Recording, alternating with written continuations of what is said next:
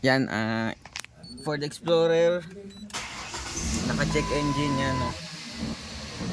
Check engine siya. Yan, scan muna natin. Scan natin.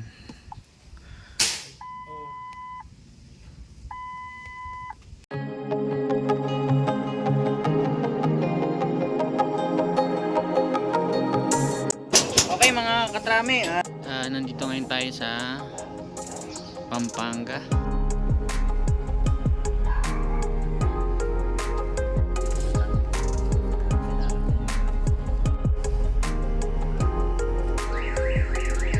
Idle air control malfunction. Test natin na may kuryente naman sa lahat ng ignition coil pati si spark plug. Okay guys, ayan, okay na. Matining na yung takbo.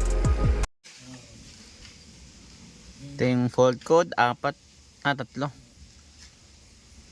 4x4 isa. Contact plate general circuit fault.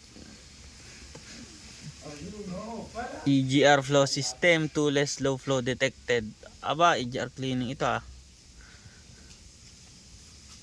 pressure sensor error.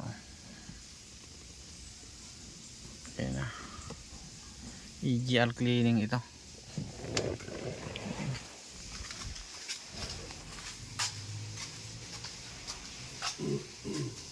Sige, pupunta ko dyan, kukuha ko, may bayad ako. Okay, 12 volts na pang ilaw. Para... Ito yung EGR nya. Ito yung babaklasin yung EGR. Ganda niyan. Tanggal niya na itong throttle body pati itong air duct nya. Tapos saka babaklasin yung EGR dito sa gilid. Yun yung lumalabas EGR flow. Yan, binaklas natin yung throttle body. Patingin ako yung throttle body. Dumi na rin. Tapos itong EGR naman dito sa gilid. Ito yung EGR nya.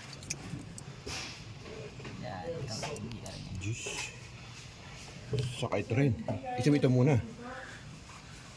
Oo. Ano yun, 27? 30. Parang 30 wari. 30 ito.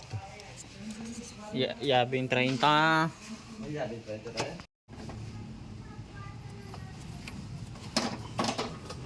Iba. Tigas din. Nakapix ba ito? Parang nakapix ano? Nakapix ba? Ngayon nabaklas natin yung EGR. Ito na yung EGR. Medyo madumi rin. Ang gagawin natin, dilinisan ito. Ay.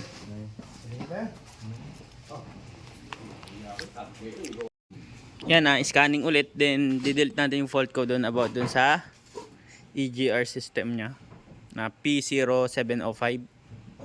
Yung fault code na lumalabas dito sa scanner.